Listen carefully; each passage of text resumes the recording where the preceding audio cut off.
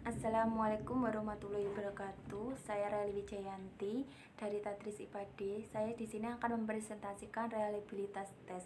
Reliabilitas tes itu ada dua bagian, yaitu pengertian dan jenis-jenis reliabilitas tes. Yaitu pengertian reliabilitas berasal dari kata reliability, berarti sejauh mana hasil suatu pengukuran dapat dipercaya. Suatu hasil pengukuran dapat dipercaya apabila dalam beberapa kali pelaksanaan pengukuran terhadap kelompok subjek yang sama, diperoleh hasil pengukurannya relatif sama. Kemudian selama aspek yang diukur dalam diri subjek memang belum berubah. Reliabilitas dikenal dengan beberapa nama lain seperti keterpercayaan, keterandalan, keajekan, konsistensi, kestabilian, dan sebagainya. Ide pokok dalam konsistabilitas adalah sejauh mana hasil suatu pengukuran dapat dipercaya. Konsep reliabilitas dalam arti reliabilitas alat ukur berkaitan erat dengan masalah kekeliruan pengukuran. Kekeliruan pengukuran sendiri itu menunjukkan sejauh mana inkonsistensi hasil pengukuran terjadi apabila dilakukan pengukuran ulang terhadap kelompok subjek yang sama. Reliabilitas itu mempunyai alat penilaian yang disebut reliabilitas alat penilaian, atau dalam arti ketepatan alat tersebut dalam menilai apa yang dinilai. Alat penilaian itu digunakan kapanpun, yang penting memberikan hasil yang relatif sama. Kemudian jenis-jenis reliabilitas tes. Jenis-jenis reliabilitas tes itu terdiri dari 5, yaitu tes ulang atau tes rested, tes ekuivalen, Spremat-Brown atau split Hell, rumus KR20, dan rumus alpha atau yang disebut alpha Cronbet. Yang pertama yaitu tes ulang. Tes ulang menggunakan instrumen yang sama pada kelompok sampel yang sama, yang dilakukan sebanyak 2 kali dengan waktu pelaksanaan yang berbeda. Pelaksanaan pengujian pemberian atau pemberian instrumen yang pertama dan kedua tergantung urgensi instrumen yang dikembangkan. Seperti contoh penerapan tes ulang atau tes respect itu saya beri 5 siswa anak dengan nilai-nilai tes pertama dan tes kedua yang berbeda. Tes pertama itu tidak mempengaruhi tes yang kedua jika skor naik, namun kenaikan dialami semua siswa. Metode ini disebut korelasi diri sendiri atau self correlation method, karena mengkoreksikan hasil dari tes yang sama. Kemudian yang kedua itu tes ekuivalen. Tes ekuivalen sendiri itu adalah soal-soal yang memuat konsep yang sama, tetapi soal tersebut tidak persis sama. Selain memuat konsep yang sama, atau tingkat kesukarannya pun harus sama.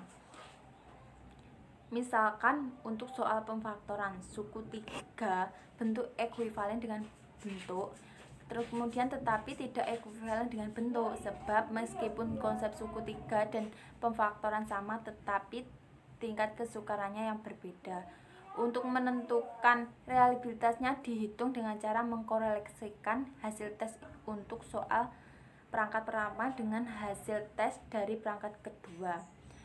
Yang kemudian yaitu Spremat-Brown atau split Hell, yaitu pengujian reliabilitas dengan uji internal konsistensi teknik.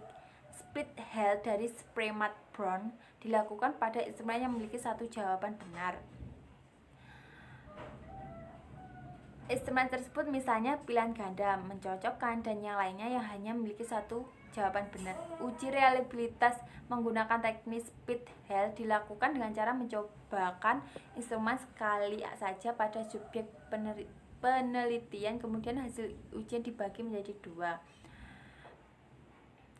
Seperti rumus yang di bawah ini dengan istilah reliabilitas internal seluruh instrumen RB, yaitu korelasi produk momen atau belahan ganjil dengan belahan genap.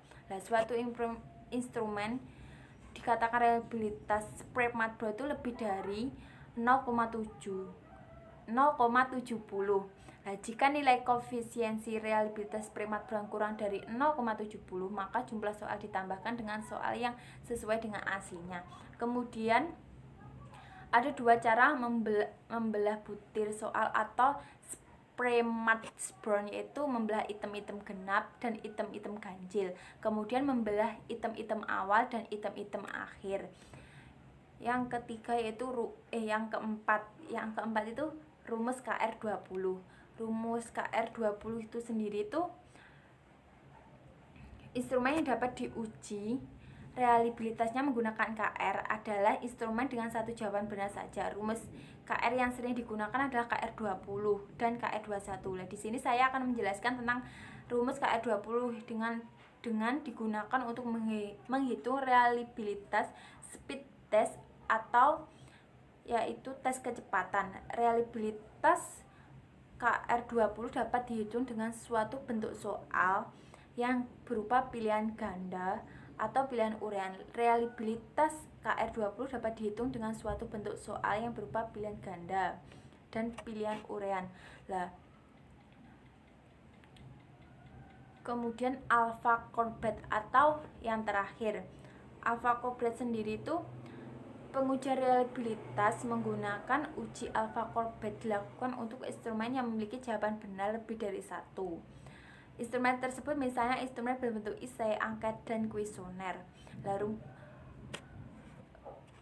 rumus koefisien reliabilitas alpha Corbett itu sebagai berikut. R itu sebagai koefisien reliabilitas alpha Corbett, K sebagai jumlah item soal, jumlah keseluruhan S kuadrat, T itu adalah jumlah varian skor tiap item, S kuadrat T sama dengan varietas total. Nah, instrumen tersebut dikatakan koefisien reliabilitas alpha Corbett lebih dari 0,70 dan serta sendiri menyatakan bahwa koefisien reliabilitas alpha Corbett tidak boleh lebih dari 0,90 jika koefisien reliabilitas alpha Corbett dari 0,70. Terima kasih. Wassalamualaikum warahmatullahi wabarakatuh.